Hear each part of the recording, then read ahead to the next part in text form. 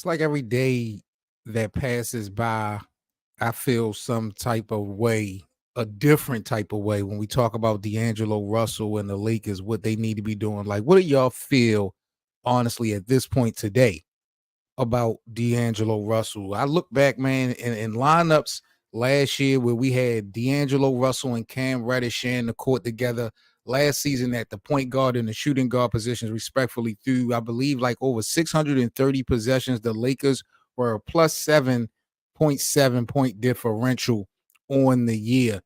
The usual starting lineup, when you include Austin Reeves in that mix instead of Cam, when you had D'Lo, Austin Reeves, Rui, LeBron, and AD, they were only a plus 6.8. So I also told y'all how I felt last year. Remember when Cam Reddish had took over the spot for Austin Reeves temporarily? The Lakers moved up to a top 10 defense. I don't think that the D'Angelo Russell Austin Reeves experiment really is going to work. To me, there's too much of a liability on defense when we talk about our backcourt. Offensively, they definitely gives us some moments, but I don't know. And then it seems like when we talk about D'Angelo Russell specifically, every day, every couple days, there's another report coming out about how the Lakers are interested in, moving him and they out here shopping. I don't know really what for. I don't know really what player is out there. I could pull up the free agent list as far as the remaining guys, and as far as trades go. If it's not a star, if it's not someone that really can change life, I've been disappointed with D'Angelo Russell in the past, but I don't want to get rid of D'Lo just for a risk or just to chance it. Guys like Zach LaVine and all that, like I know what they about. Trey Young, I know what they about. I just don't know if they fit well with this team, and I don't know if I really want to give up D'Angelo Russell for an experiment, especially in LeBron James' last days. This report by Lakers Daily talk about how D'Lo is not seen as part of the Lakers core moving forward, and that it just confuses me, bro. I don't understand for multiple reasons. If you're disappointed in the fact that D'Lo, when we really need him the most in the playoffs and stuff like that, how he doesn't show up, I can't argue about that. I can't campaign about that. But is it just the Denver Nuggets matchup? Or are we saying that D'Lo is a real choke artist when we get down to March and in April? Because I don't believe that. I love the way D'Lo fits with this team. I love the chemistry he has with, Anthony Davis.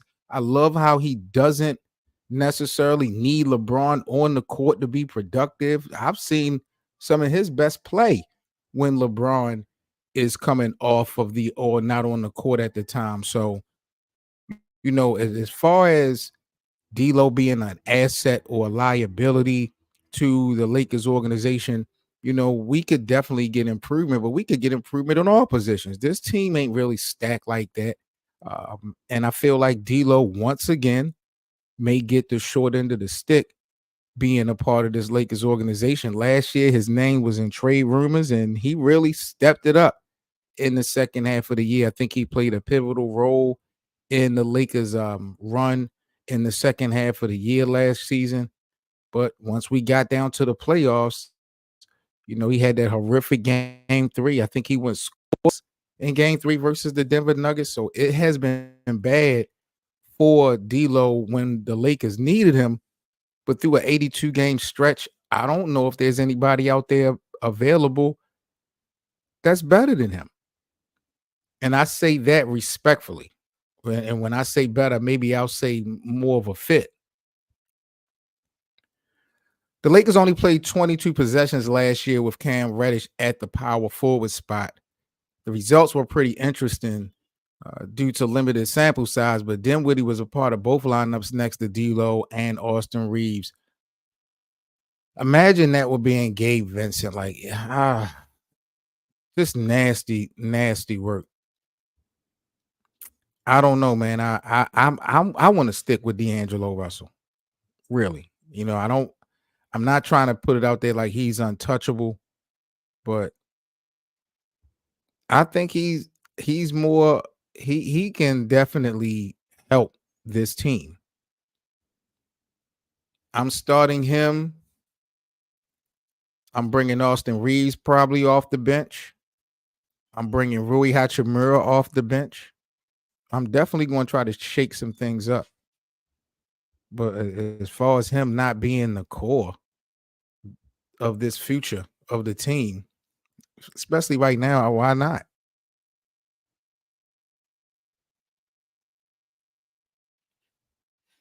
I just don't see any light at the end of the tunnel. And then, all these injuries we got with, Vando and Christian Wood, and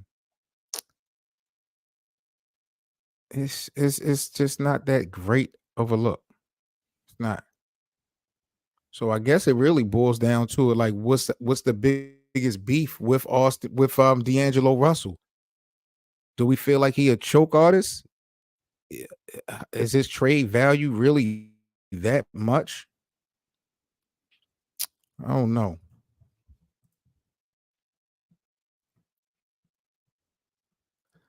The lineup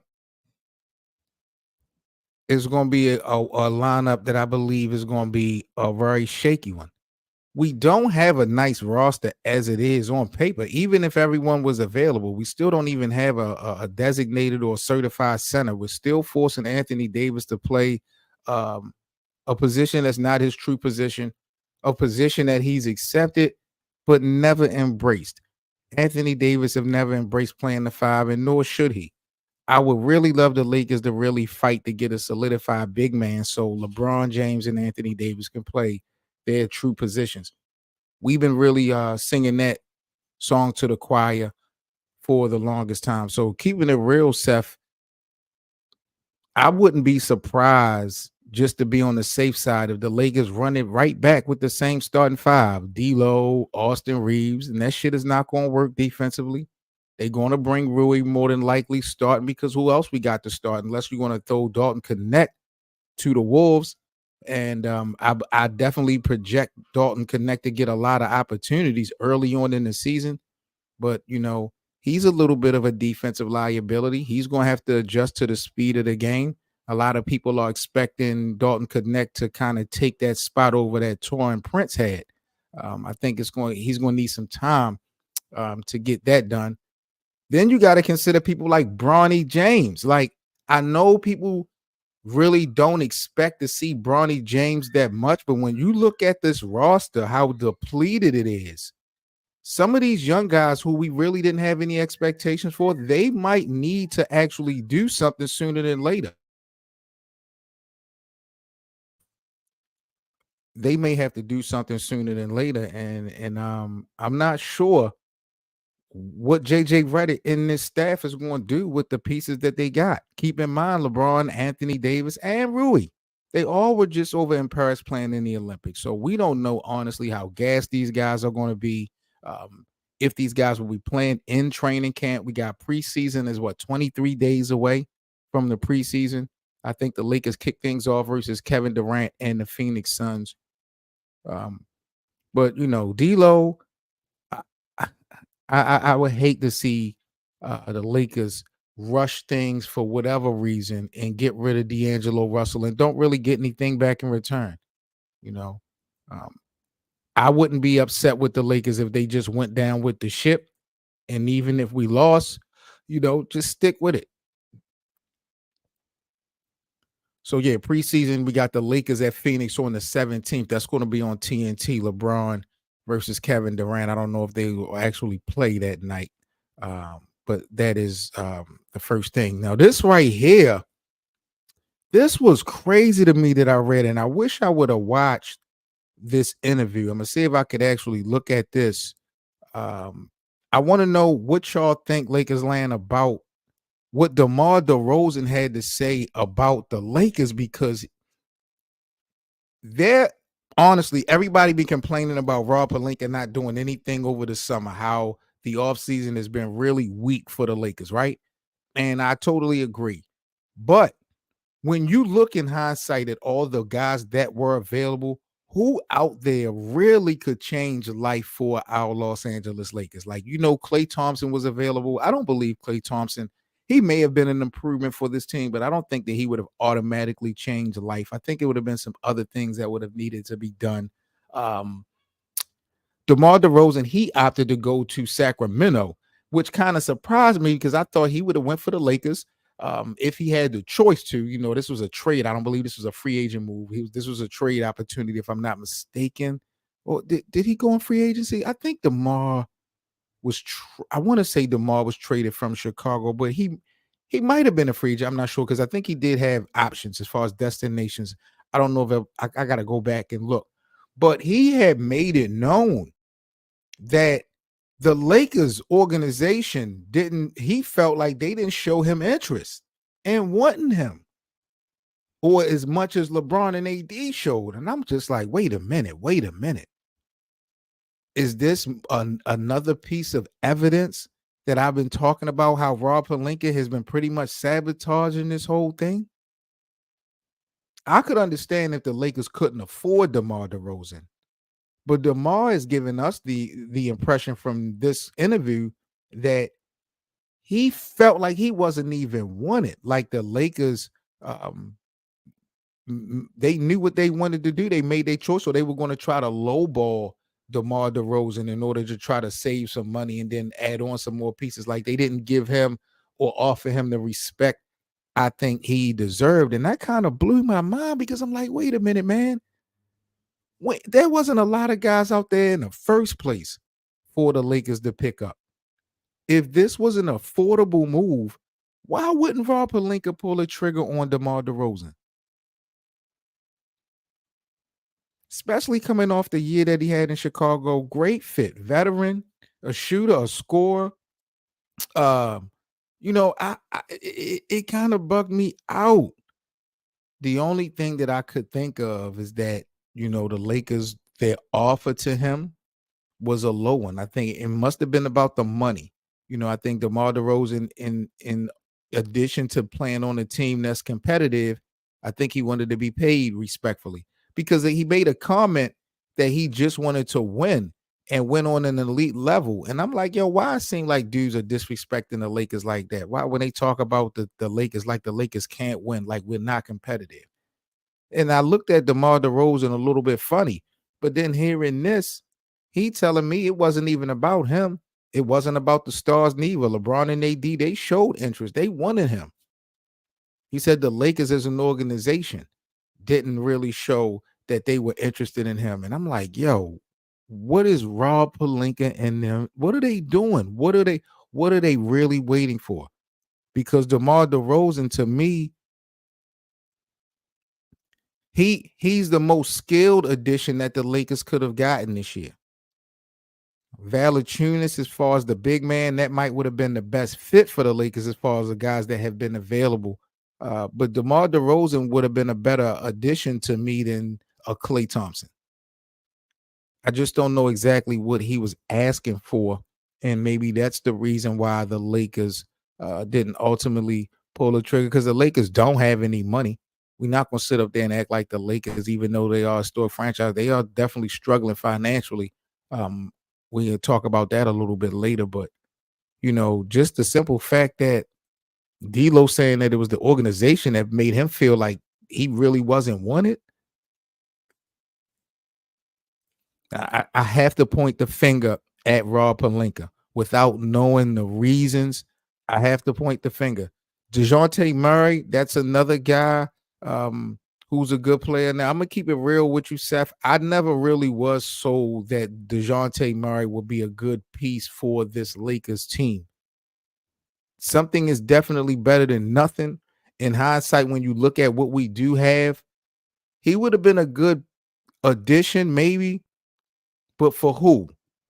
Because I wouldn't feel so great right now having DeJounte Murray on my team, but not having D'Lo, not having Austin Reeves, not having Rui Hachimura right now.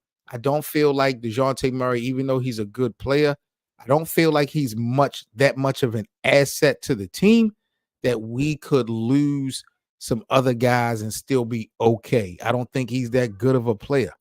I'm willing to swap or sacrifice guys for somebody like a DeMar DeRozan. I believe DeMar DeRozan is a game changer. Somebody like Trae Young is a game changer. I just don't think chemistry-wise Trae Young would fit well with LeBron and AD. Big picture, but it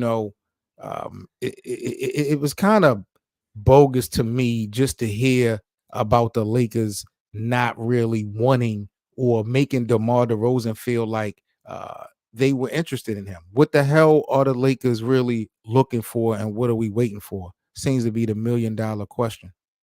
Sandcastle girl in the building. It's a fact. It doesn't. It's just I feel like we just on a damn treadmill at the end of the day.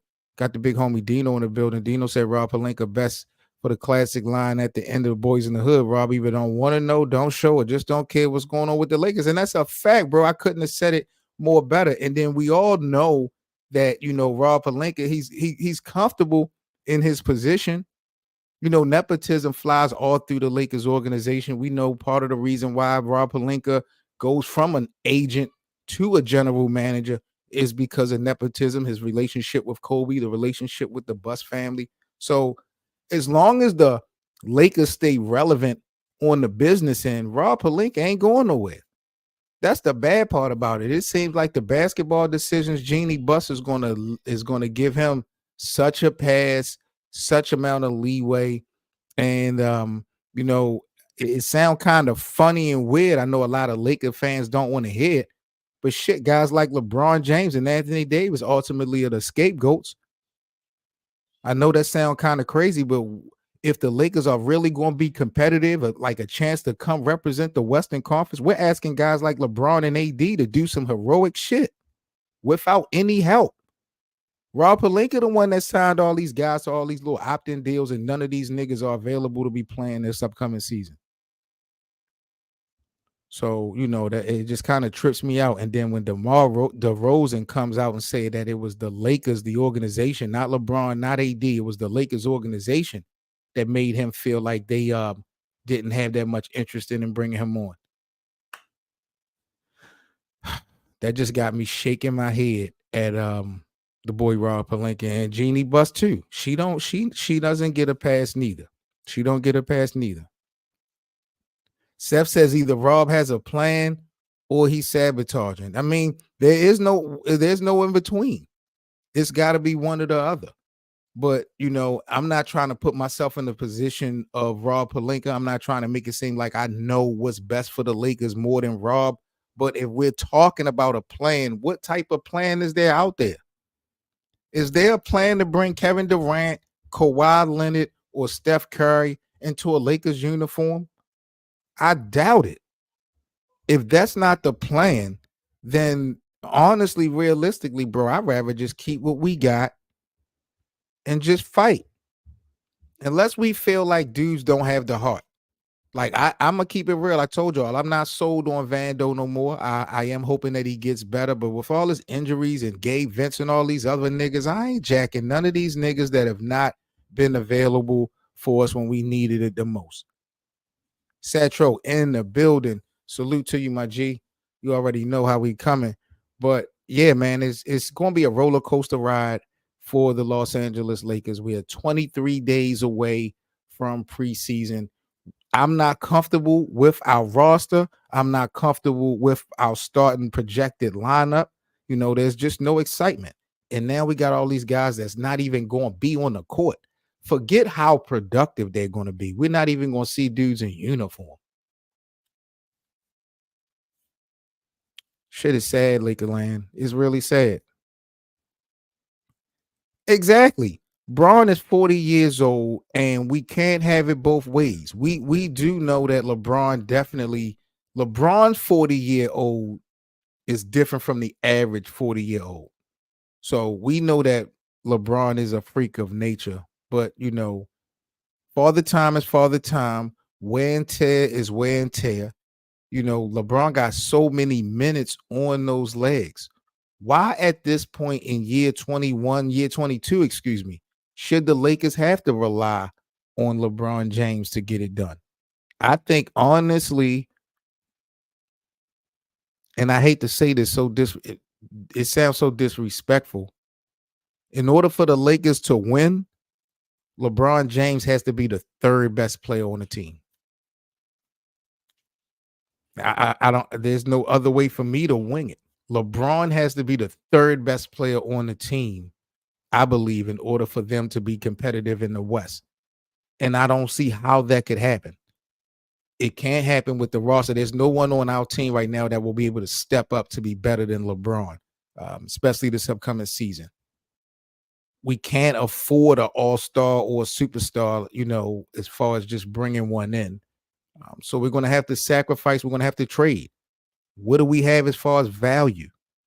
D'Lo, I don't want D'Lo to go at this point. Rui Hachimura, Rui has value, but remember, Rui kind of got injured over the summer. We don't know how healthy Rui is. It's just a lot. It's just a lot. Brian said the Lakers are garbage. I can't argue. I can't argue about what we got because it's nothing.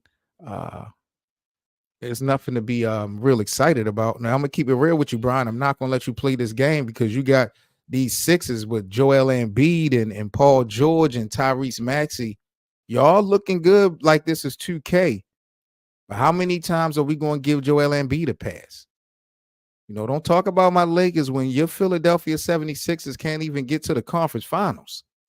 Your boys got some work to do, Brian. Let's keep it a buck.